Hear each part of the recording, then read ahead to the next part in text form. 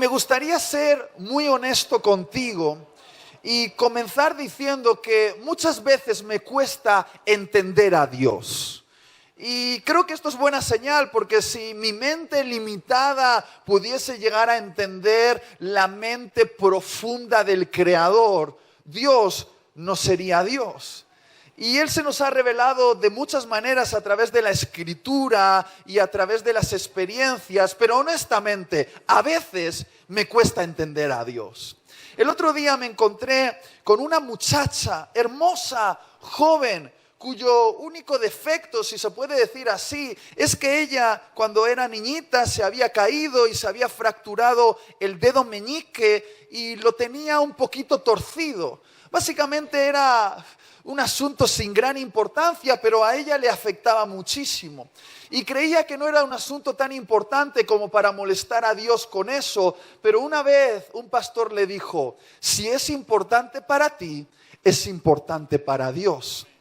Y ella lo tomó y hizo una oración y dijo: Dios, endereza mi dedo meñique. Y mientras estaba adorando a Dios en una reunión como esta, ella sintió un calor en su mano, y cuando miró su mano, Dios le había enderezado el dedo meñique. Y así es nuestro Dios. Le da importancia a lo que nosotros le damos importancia. Pero honestamente, testimonios como estos me han hecho preguntarme: ¿por qué Dios responde a una oración aparentemente tan insignificante como esta? Y otras oraciones importantes de personas que están sufriendo y experimentando dolor, parece que no tienen respuesta. Ahora, yo no me atrevo a dar una respuesta definitiva a esta incógnita, pero mi alma ha logrado paz con esta verdad, y es la siguiente: a veces Dios no hace algo para ti porque lo que Dios quiere hacer es algo en ti. Lo voy a volver a decir: a veces Dios no hace algo para ti porque lo que quiere es hacer algo en ti. Cuando Dios guarda silencio ante algunas de nuestras oraciones, algunos creen que han sido olvidados cuando en realidad están siendo procesados.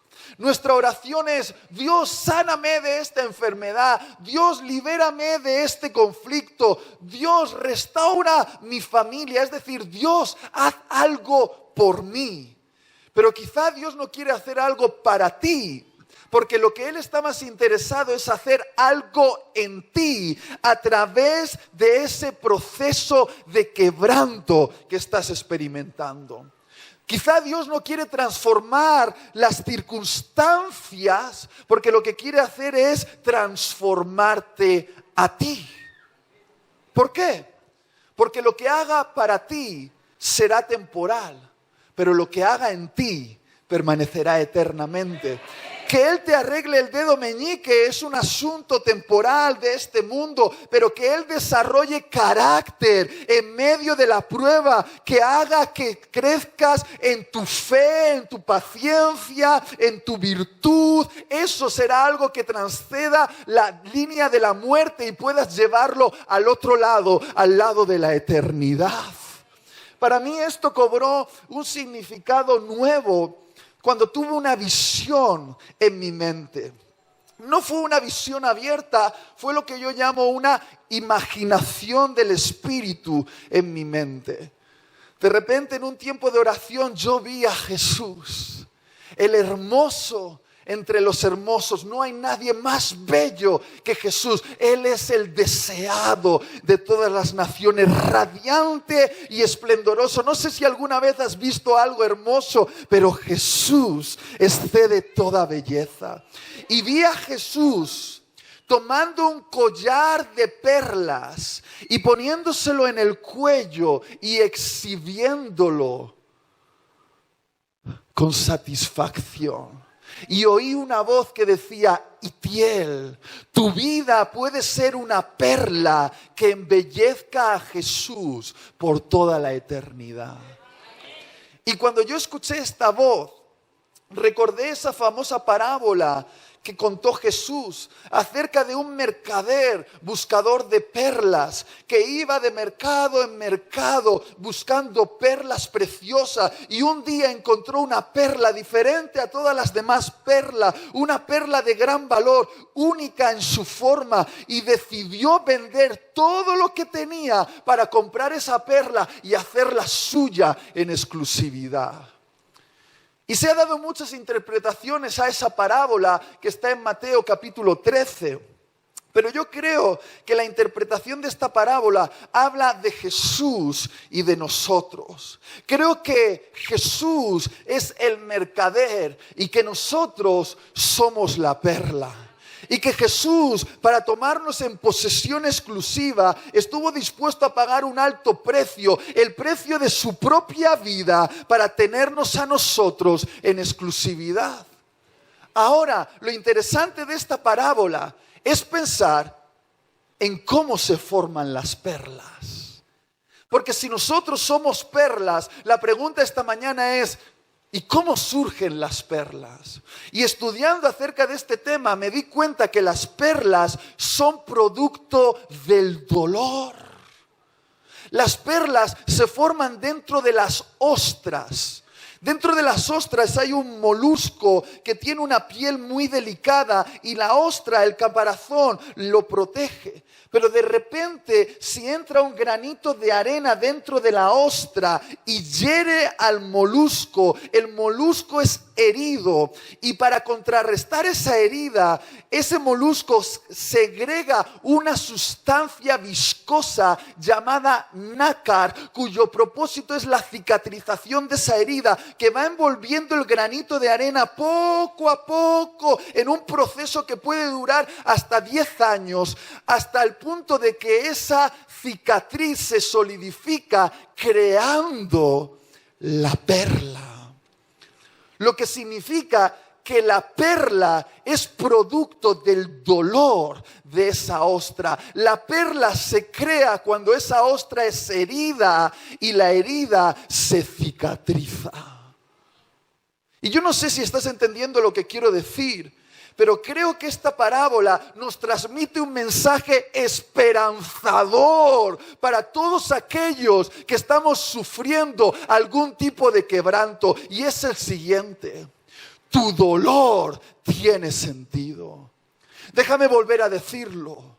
Tu dolor tiene sentido. Déjame decirlo una vez más hasta que estas palabras se penetren profundamente en tu alma. Tu dolor tiene sentido. Estás creando una perla en medio de tu dolor. Puedes convertir ese sufrimiento en tu vida en una perla preciosa que embellezca a Jesús por toda la eternidad. Y queridos, personalmente a mí me resulta esperanzador pensar en mi dolor como algo que tiene sentido. Pensar que la manera en la que enfrento una enfermedad que toca mi cuerpo, o una crisis financiera, o una situación complicada en mi matrimonio, o el retraso de un embarazo deseado, o el accidente que experimenta un ser querido, o la traición de alguien, o el despido improcedente en mi empresa, la manera en la que yo reacciono y proceso en medio de mis heridas puede crear una perla preciosa en mi corazón que un día podré entregar a Jesús para que Él se hermosee aún más por toda la eternidad. Porque, queridos hermanos y hermanas, cuando estés frente a Jesús, ¿qué le vas a entregar? Aquel día cuando le veas cara a cara, ¿qué podrás dar a Jesús, aquel que es el poseedor de todos los tesoros del universo? Solo le podrás dar aquello que Él no posee si tú no se lo das voluntariamente. Y es aquello que se genera dentro de tu corazón. Y yo me imagino ese día, y perdonarme por la imaginación, el día en el que esté frente a Jesús y yo abra mi pecho delante de Él como una ostra se abre para mostrar su perla, y yo saque de mi corazón herido esa perla que es producto del dolor, que es producto de la cicatrización de mis heridas, y le diga: Jesús, viví mi quebranto de tal manera que hoy puedo hermosearte un poquito con esta perla que es mi regalo para ti por toda la eternidad. Yo no sé si alguien me está entendiendo aquí. Es de esto de lo que he venido a hablarte esta mañana. Probablemente no es una predicación que me va a hacer muy popular, pero es la verdad. Quiero hablarte de los procesos por los que Dios te permite pasar para crear algo valioso en ti. Porque, queridos hermanos, las virtudes más hermosas en nuestro corazón se desarrollan no en tiempos de calma, sino en tiempos de dolor. Por ejemplo, ¿cómo se desarrolla la virtud del perdón? Bajo el dolor de la ofensa. ¿Cómo se desarrolla la virtud de la paciencia? Bajo el dolor de una promesa que tarda en cumplirse. ¿Cómo se desarrolla la virtud de la generosidad? Bajo el dolor de la escasez. ¿Cómo se desarrolla la virtud de la humildad?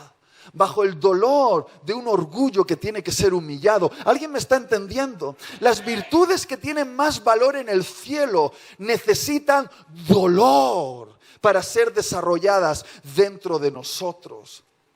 Todas esas preciosas virtudes del corazón requieren que seamos quebrantados.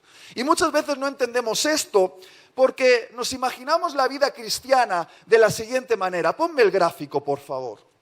Nos imaginamos que Dios quiere llevarnos de este lugar donde nos encontramos hacia nuestro destino, es decir, de donde estamos ahora hacia el propósito que Él tiene para nosotros en una línea recta, ascendente, sin ningún tipo de problema. Pero, queridos, como yo no soy un coach motivacional y no he venido aquí solo a levantarte el ánimo, sino que he venido a predicar la Biblia, te guste o no te guste, te diré que Dios generalmente nos lleva de este punto al siguiente punto de donde nos encontramos, hacia donde nos quiere llevar, en una línea más parecida a esta.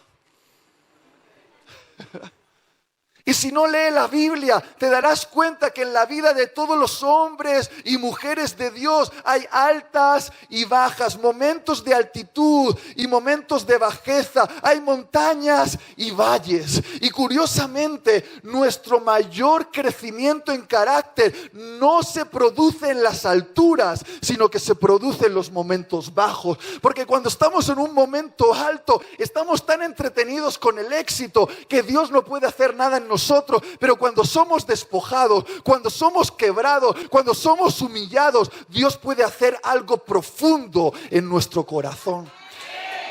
Ahora, ¿qué representa esos momentos bajos? Diferentes cosas. Para José representó la cárcel.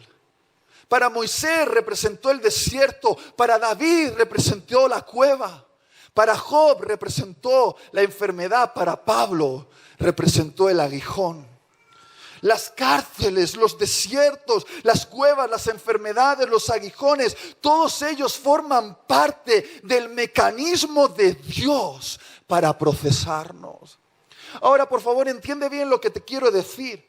No estoy diciendo que Dios nos envíe mal, porque yo no creo que de Dios pueda brotar algo que no forma parte de su carácter.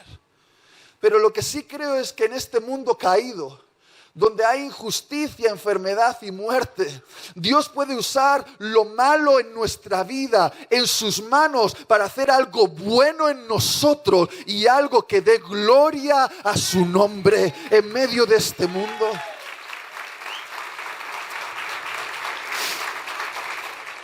Jesús llamó a ese proceso la poda. Di conmigo, la poda.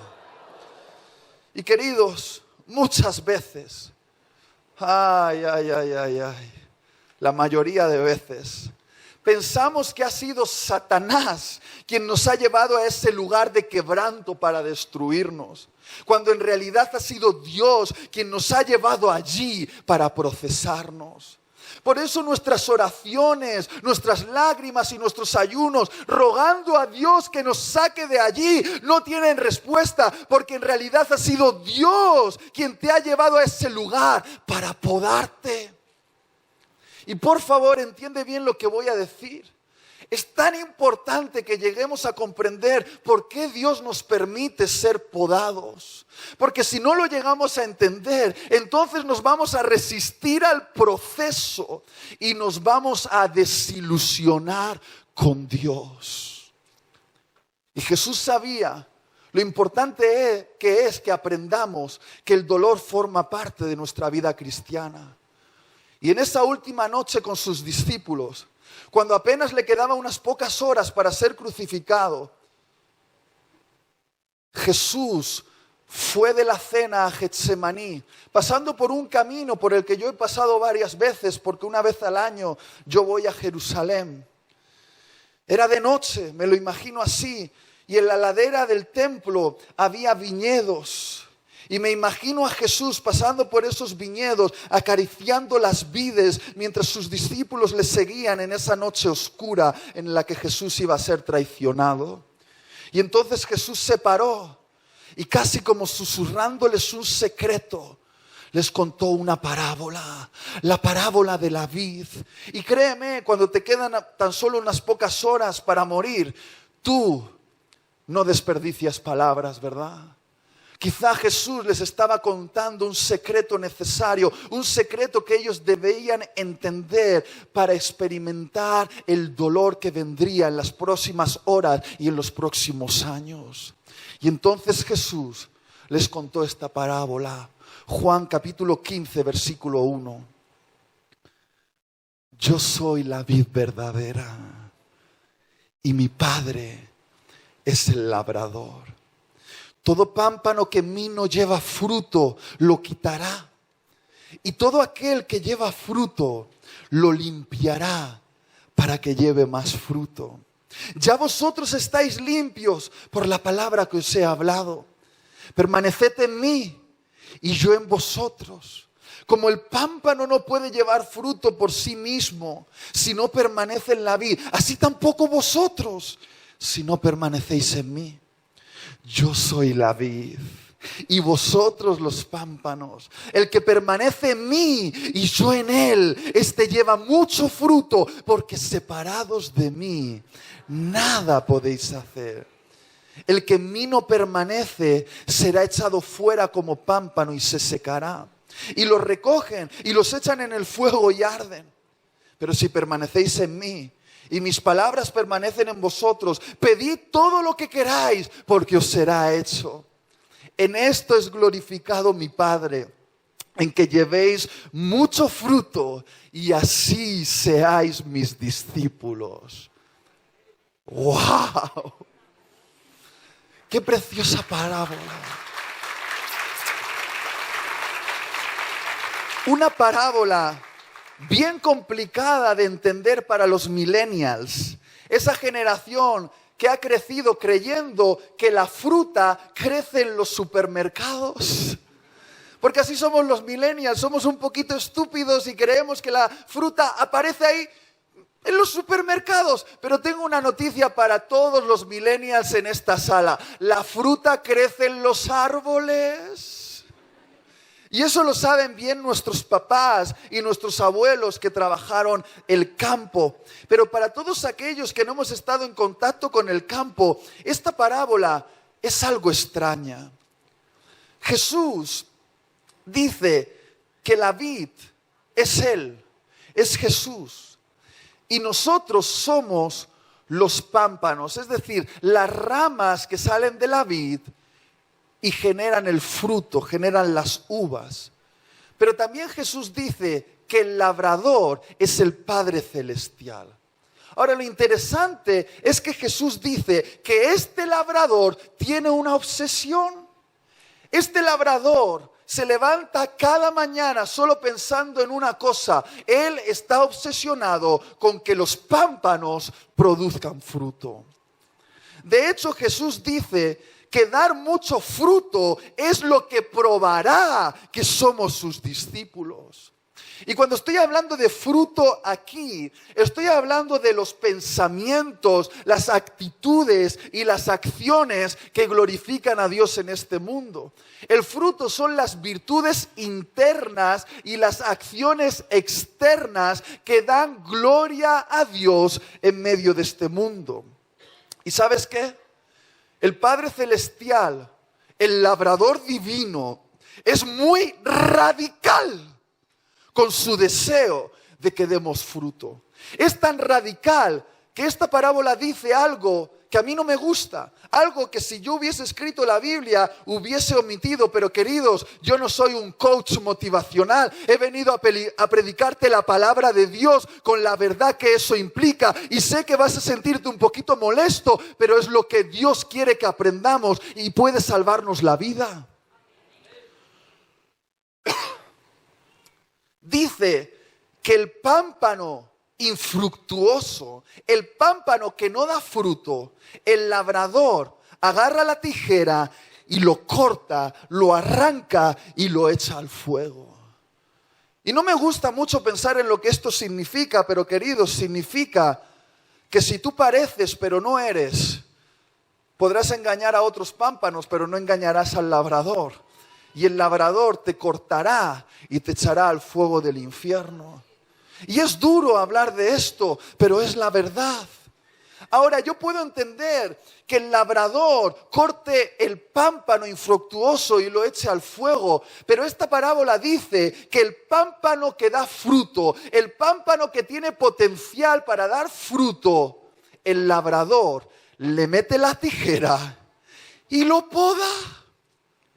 Y yo puedo entender que el labrador meta la tijera al pámpano que no da fruto, pero al pámpano que da fruto, por favor, déjalo tranquilo. No le metas la tijera, déjalo estar. Porque curiosamente, la misma tijera que usa el labrador para cortar el pámpano infructuoso es la misma tijera que usa el labrador para podar el pámpano que da fruto.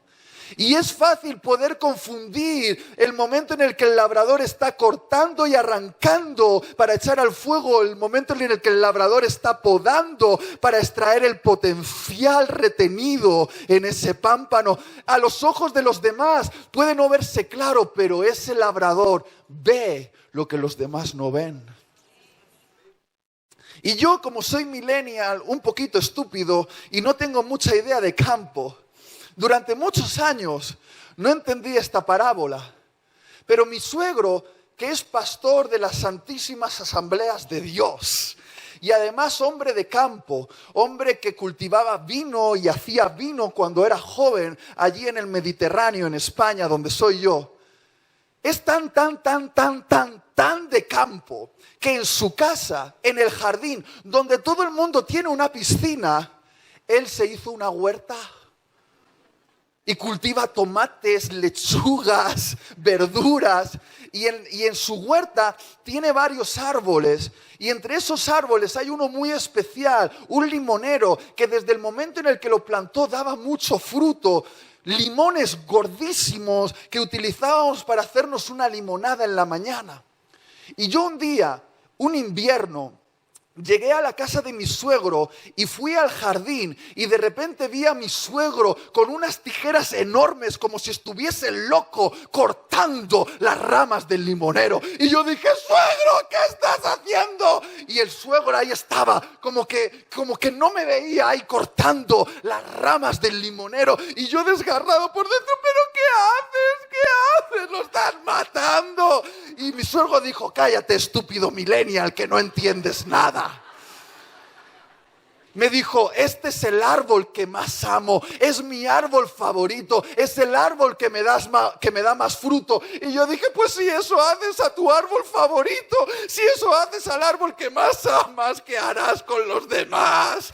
Y decía, cállate, no estás entendiendo nada, estoy extrayendo de él todo su potencial. Entonces mi suegro, con mucha paciencia, me lo explicó. Me explicó que la poda es un proceso imprescindible para transformar un árbol salvaje en un árbol fructífero. La poda es un proceso necesario para extraer el potencial retenido dentro de los árboles. Y me explicó varias cosas acerca de la poda. Me dijo que la poda generalmente se desarrolla en invierno, que el invierno es necesario en los árboles, y cuando los árboles son podados en invierno, entonces el árbol dedica toda su energía no a malgastarla manteniendo ramas, sino a crear raíces profundas debajo de la tierra que no se ven, pero que poco a poco van penetrando más profundamente a los estratos profundos de la tierra donde hay más nutrientes. Y no solo me dijo eso, me dijo que el labrador ha de cortar las ramas sobrantes, aquellas que desperdician nutrientes, que embellecen el árbol pero que no dan fruto, que están ahí y son solo hojas. Y sí, parece que el labrador está matando el árbol, pero en realidad lo está potenciando para que sea más fructífero. Porque la única manera de extraer el potencial retenido en ese árbol es podándolo, desechando todo aquello que consume el potencial para dar fruto, desechando todas esas ramas que están desperdiciando nutrientes. El resultado después de la poda, que el árbol se ve horrible. Se ve horrible. Pero cuando la primavera llega, porque ciertamente el invierno pasará y llegará la primavera. Ese árbol que ha echado raíces profundas en la tierra, cuando llegue la primavera, absorberá muchos más nutrientes y los enviará a las ramas que son más importantes. Y entonces en la siguiente primavera, ese árbol dará más y más y más fruto y de mejor calidad. Tendrá una cosecha enorme para el labrador. Y quizá todavía no estás entendiendo de lo que estoy hablando, pero ahí va el principio. Todo discípulo que está produciendo fruto será podado por Dios para que dé más fruto. Queridos, si Dios no te está podando, si Él no te ha metido la tijera, yo me preocuparía. Porque Dios poda a sus árboles favoritos. Dios poda a los árboles que más ama. Dios poda a aquellos discípulos que tienen potencial para dar mucho fruto. Y sí, es cierto, queridos, Dios va a llevarte a un invierno espiritual. Mira, todos querríamos vivir en un eterno verano, en un constante avivamiento. Pero he aprendido que a veces es necesario que Dios nos meta en una temporada de invierno, donde parece que Dios está lejos, no oímos su voz, nos sentimos fríos. Pero ¿sabes qué? Las temporadas de invierno son necesarias para nuestro crecimiento, porque cuando estamos entretenidos con el avivamiento, estamos sin desarrollo, pero en el invierno echamos raíces profundas en nuestra fe, raíces más abajo, ahí donde no se ve, debajo de la tierra, echamos raíces profundas en nuestra fe, que nos ayudan a mantenernos vivos a pesar de que sea invierno. Y es cierto, Dios te arrancará cosas que forman parte de ti, pero que sobran. Cosas que amas, cosas que son importantes para ti, pero que están absorbiendo tu potencial para dar fruto. Yo sé que tú amas esa relación, yo sé que tú amas ese trabajo, yo sé que tú amas tu videoconsola, sé que amas tu salud, pero hay veces que Dios tiene que meter la tijera. Parecerá que Dios te está matando. Parecerá que Dios te está matando, pero no, te está podando. Está extrayendo el potencial que está retenido en ti. Y créeme, por favor, hermano, hermana, el resultado después de la poda será impresionante, porque pronto llegará tu primavera. Yo ya estoy oyendo las tórtolas cantar, que anuncian que tu invierno va a pasar y tu primavera va a llegar. Y en tu nueva primavera tú tendrás raíces más profundas en tu fe, que harán que como discípulo des más y más y más fruto y de mejor calidad para tu Señor. No sé si alguien me está entendiendo aquí. No sé si tiene sentido. Ahora, la única manera de no experimentar un shock emocional en ese proceso de quebranto es confiando completamente en la sabiduría del labrador divino. Queridos, al igual que yo no entendía lo que hacía mi suegro, hay veces que tú no entiendes lo que Dios está haciendo en ti. Pero tienes que confiar. Tienes que confiar que este labrador sabe lo que está haciendo. Él puede ver lo que tú no ves. ¿Y sabes qué? Te ama muchísimo. Eres su proyecto personal. Eres su árbol favorito. Eres el árbol que Él más ama. Y por eso te ha metido la tijera. Porque quiere extraer de ti aquello que está retenido. ¿Entiende esto? La poda no es un castigo. Es un trato a tu exceso de hojas. La poda es un trato a tu ego. El Evangelio describe un momento en el cual Jesús estaba paseando y le entró hambre y vio una higuera que tenía muchas hojas y se acercó a la higuera esperando fruto, pero miró entre las hojas y no encontró fruto. Entonces Jesús maldijo la higuera y se secó. Lo que Jesús nos está intentando decir es que Él no tolera apariencias sin fruto. Muchas hojas y nada de fruto no significa nada valioso para Jesús. Y Él quiere tratar con ese exceso de hojas, ese exceso de ego que hay en nosotros, que está haciendo que no demos fruto. Pero quiero ser claro contigo: podar implica ser cortado, y ser cortado duele. El proceso implica pérdida, implica dolor.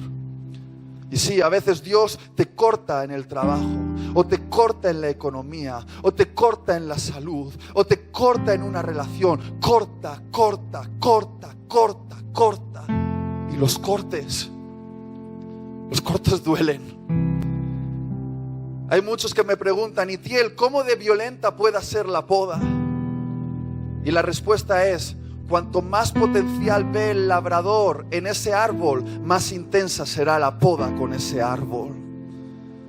Cuanto más potencial hay en ese árbol, más intensa será la poda. Por eso Job fue podado de tal manera. Satanás dijo: déjame que le toque, déjame que lo deje solo respirando. Y Dios lo permitió. Dios permitió que Job fuese dejado prácticamente en el tronco, solo respirando, porque Dios sabía que Job tenía el potencial para volver a crecer y fructificar de una manera que daría un fruto tan abundante que el cielo y el infierno quedarían impresionados.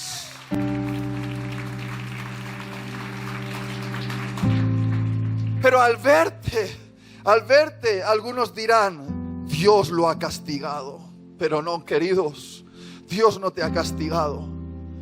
Todo lo contrario, Dios te está promocionando. Dios está extrayendo de ti el potencial, no te está desechando, te está podando, y pronto llegará tu primavera. Recordad que al mirar el Gólgota, los que no entendían podían mirar 3 cruces con 3 hombres que estaban siendo aparentemente castigados. Los 3 estaban en la misma cruz, recibiendo aparentemente el mismo castigo. Pero tú y yo sabemos que en ese monte, en ese Gólgota, 2 de ellos estaban siendo castigados, pero uno de ellos estaba siendo podado. 2 delincuentes estaban siendo castigados, pero Jesús estaba experimentando una poda violenta por parte del Padre que iba a dar mucho fruto. Es el fruto que ahora ves en esta sala. Somos tú y yo, frutos de la poda que Jesús experimentó en la cruz. Muchos no entienden esto, que la cruz que castiga puede ser la cruz que te poda. Hebreos 12, 6 y 11 dice: porque el Señor al que ama disciplina y azota a aquel que recibe por hijo. Versículo 11: y es verdad que ninguna disciplina al presente parece ser causa de gozo, sino de tristeza, pero después da fruto apacible de justicia a los que en ella han sido ejercitados. Y por favor, ya voy a terminar, pero quiero grabar esta verdad en tu alma. Eres el árbol favorito de Dios. Eres el árbol que Dios ama. El labrador divino está haciendo una inversión personal en ti, un esfuerzo, porque quiere que des más y mejor fruto. Entonces, mientras estás siendo quebrantado, ¿qué te toca a ti? Te toca confiar. Te toca confiar que aunque no entiendas, Dios es bueno. Y que aunque estés sufriendo, Dios está haciendo algo. Y mucho más que confiar, quizás se trata de adorar. Se trata de levantar tus manos y decirle: gracias, labrador divino, por tenerme por digno de ser podado. Gracias por tenerme entre tus árboles favoritos en el jardín. Vamos, méteme la tijera, porque estoy listo para que en la siguiente primavera te dé una gran cosecha.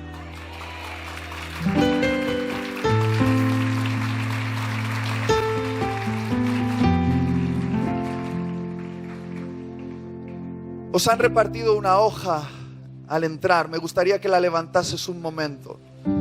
Quiero dejarte un recuerdo que te lleves, para que recuerdes lo que acabas de ver aquí. Esta hoja representa nuestra vida. Y quiero enseñarte a no resistir la mano de Dios.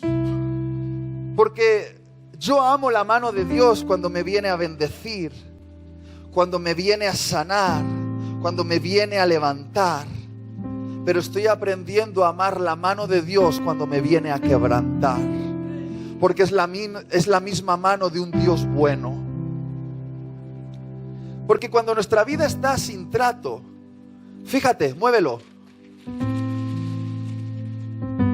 Como decía mi papá, mucho ruido y pocas nueces. Es decir, vidas que hacen mucho ruido, pero que no tienen fruto. Y mira, no hagas esto, pero observa. Dios no puede hacer mucho con una persona no tratada. La quiere enviar y no puede. Por eso, para ser útiles para Dios, la mano divina tiene que venir. Y ahora sí puedes hacerlo conmigo.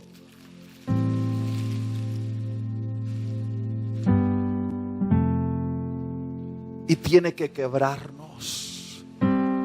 Pero fíjate, nuestra vida no vuelve a quedar igual después del quebranto. Abre la hoja de papel. Y ahora fíjate la diferencia. Muévela conmigo. Ahora no hace ruido. Ya no hay tanto ruido, ¿verdad? Pero fíjate. Hay marcas. Hay cicatrices que señalan que ha habido trato divino. Hay marcas de cortes. Pero quiero decirte una cosa, estas son las marcas que testifican que eres de Cristo. Como Pablo dijo, yo llevo en mi cuerpo las marcas que evidencian que soy de Jesús. Porque déjame decirte una cosa, Jesús no se quiere casar con una iglesia remilgada que se mira todo el día al espejo y se está haciendo las uñas. Jesús quiere casarse con una iglesia que ha sabido experimentar el dolor y el quebranto. Porque si tenemos un Jesús herido, ¿dónde está la iglesia herida? Si tenemos un Cristo que tiene cicatrices, ¿dónde están las cicatrices de su novia? Él quiere casarse con una iglesia con la cual pueda compartir historias de dolor, con la que pueda hablar de la cruz. Una iglesia que pueda decir: Jesús, entiendo tu sufrimiento porque yo te acompañé y fui crucificado con Cristo. No sé si me estás entendiendo. Yo no me creo la vida de un cristiano que no tiene cicatrices. Pero fíjate, no hace falta que lo hagas ahora porque los sugieres me van a crucificar con esto. Pero cuando Jesús te quebranta y te tiene en su mano, ahora sí, Él te puede enviar. Él te puede dirigir a propósitos. Porque cuando has sido quebrado, puedes ser enviado. Y quiero que recuerdes con esa hoja de papel que Dios está haciendo algo en ti. Y de que de las cicatrices de tu herida se está formando una perla que un día podrás entregarle a Jesús y Él la pondrá en su cuello y la exhibirá con orgullo y dirá: gracias por darme esta perla, que es tu vida, la manera en la que experimentaste el dolor, dándome gloria y no enfadándote conmigo, no ofendiéndote conmigo, no dudando de mí, sino creyendo que aunque lo que pasaba no tenía sentido, yo era confiable. Creíste que yo estaba haciendo algo en ti y esta perla es la señal. Y me gustaría invitarte a ponerte de pie y que cantes esta canción conmigo, donde decimos: Dios, creo en ti y en lo que harás en mí. Aunque no lo entienda,